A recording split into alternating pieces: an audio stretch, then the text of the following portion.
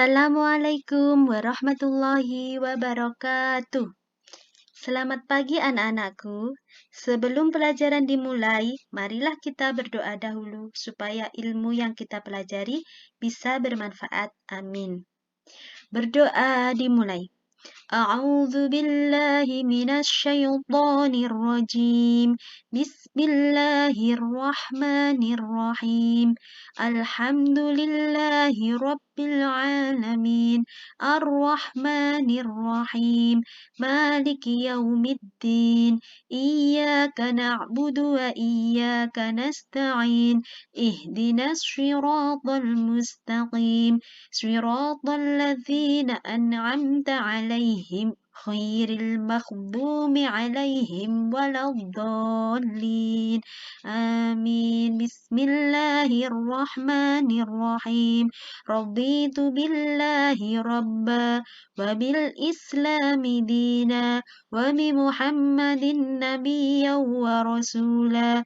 Rabbi zidni ilma warzuqni fahma waj'alni minas sholihin. Amin. Alhamdulillah. Selanjutnya kita akan mempelajari tentang infak. Apa itu infak?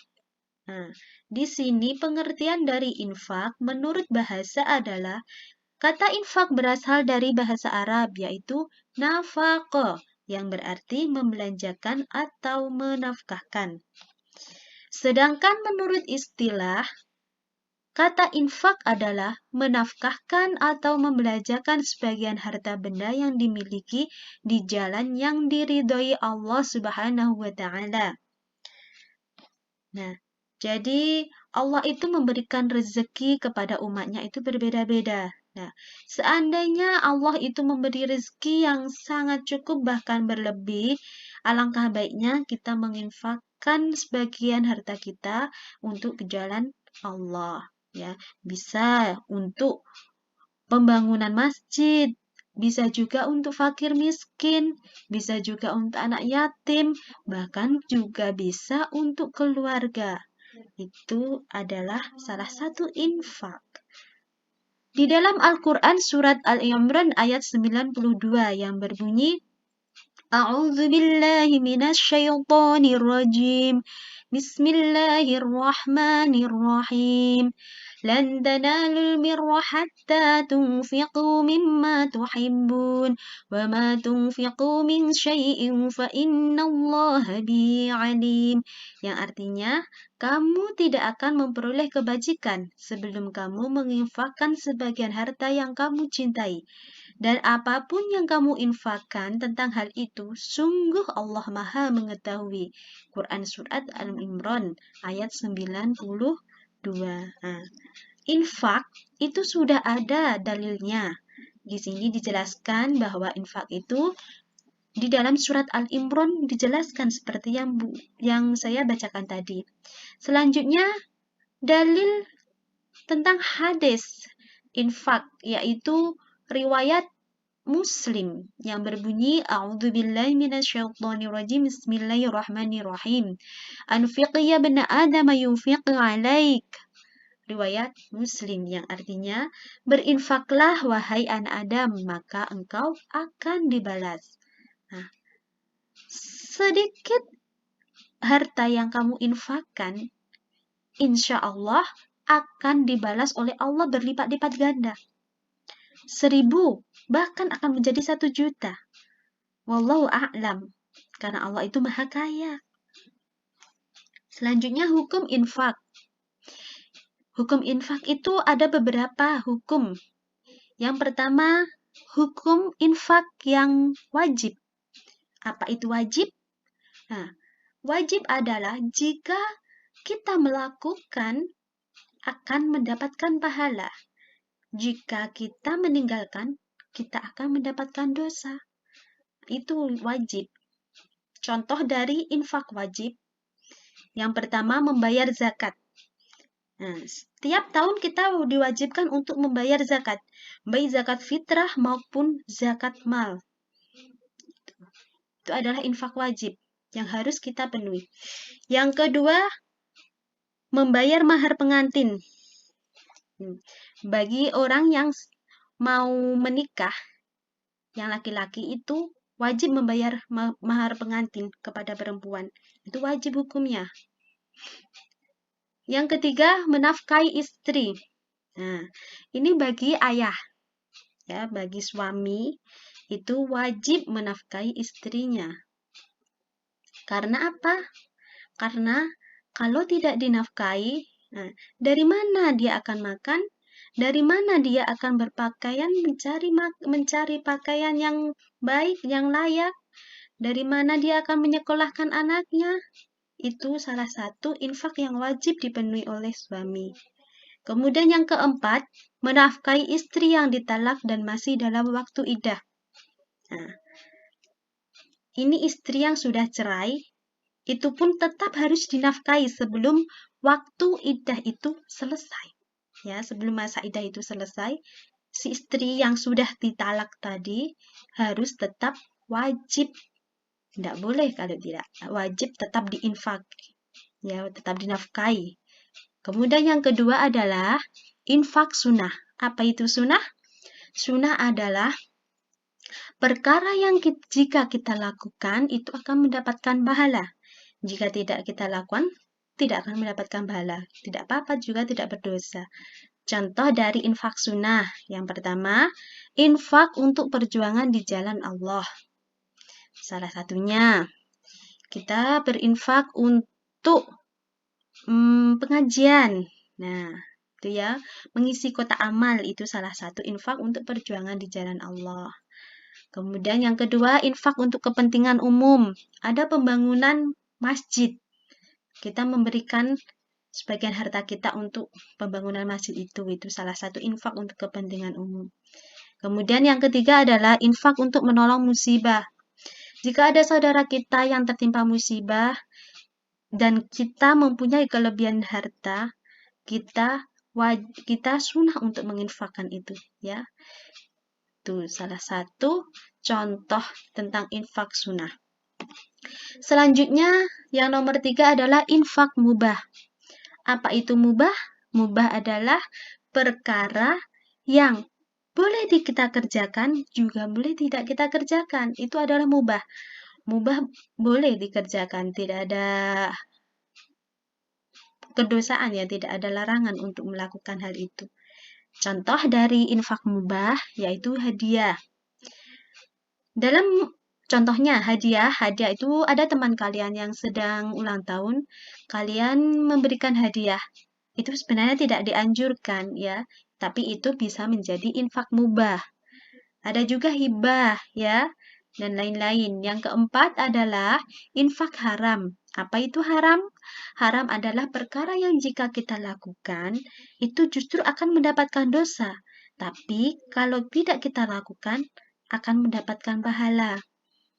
Contoh dari infak haram, yaitu yang pertama infaknya orang non-muslim untuk menghalangi syiar Islam.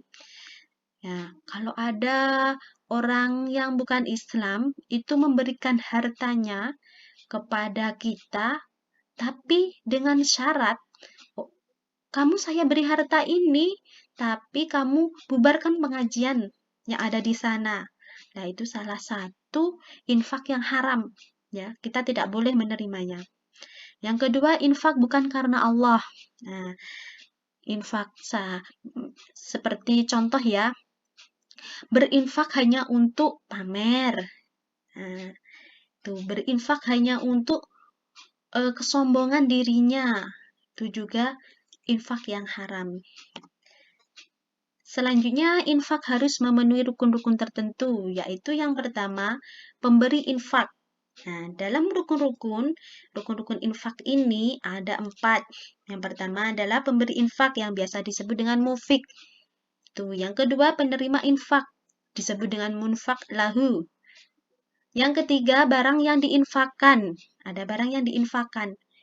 Kalau cuma berkata saja seandainya saya mau infak ke masjid ya, seandainya mau ke masjid, ada pembangunan masjid, kemudian bilang ke panitianya, saya mau infak uang 1 juta, tapi barangnya tidak ada.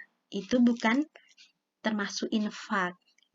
Kemudian yang keempat adalah rukun-rukun infak yang keempat adalah penyerahan atau ijab qabul. Harus ada ucapan. Ini adalah infak, apakah ini sedekah, apakah ini zakat, apakah ini hanya hadiah. Lah itu harus ada ucapan. Ijab qabulnya bagaimana? Itu. Selanjutnya, syarat infak untuk munfik. Yang pertama, orang yang memiliki harta berlebih. Nah, ini yang sudah saya jelaskan yang pertama tadi ya, yang awal-awal tadi. Harus mempunyai orang yang memiliki harta berlebih. Syarat infak untuk munfik yang kedua adalah ikhlas karena Allah Subhanahu wa taala. Tidak mengharapkan pahala, juga tidak untuk riya.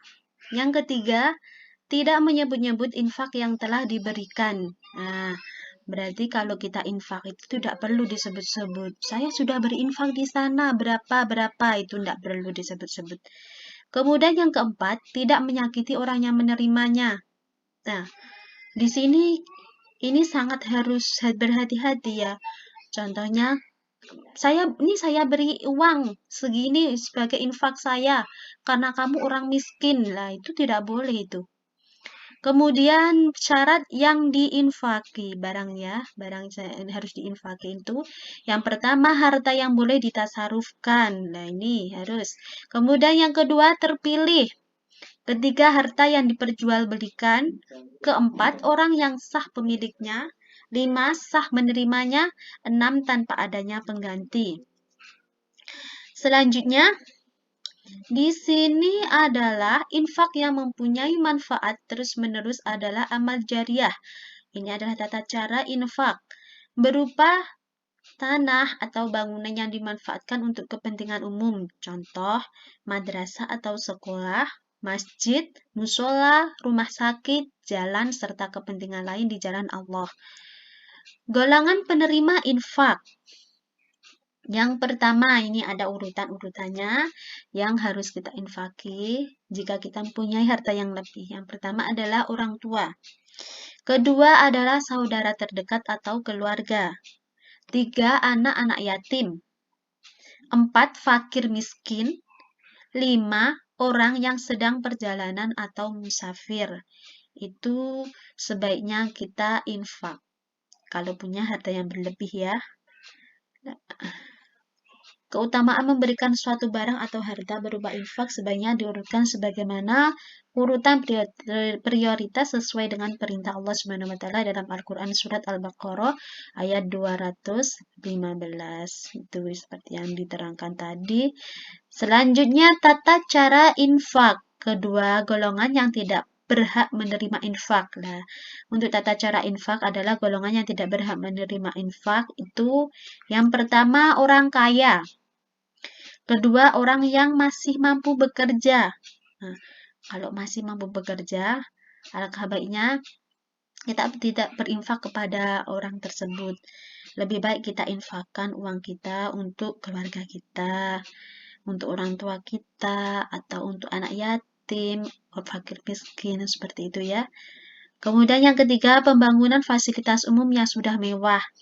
Ya, contohnya ini ada pembangunan rel kereta api, lah itu sudah didanai oleh pemerintah. Yang insya Allah dananya sudah banyak ya, lah kita tidak perlu infak di situ. Kalau andaikan ada pembangunan musola, itu alangkah baiknya kita infakkan ke pembangunan musola tersebut. Keempat, penjahat aktif yang belum bertobat. Seandainya ada penjahat, tapi dia miskin sekali, tapi dia masih aktif dan belum bertobat, tidak perlu kita infak atau memberi kasihan kepada penjahat tersebut. Nah, terima kasih pembahasan infak kali ini. Semoga bisa bermanfaat. Dan wassalamualaikum warahmatullahi wabarakatuh.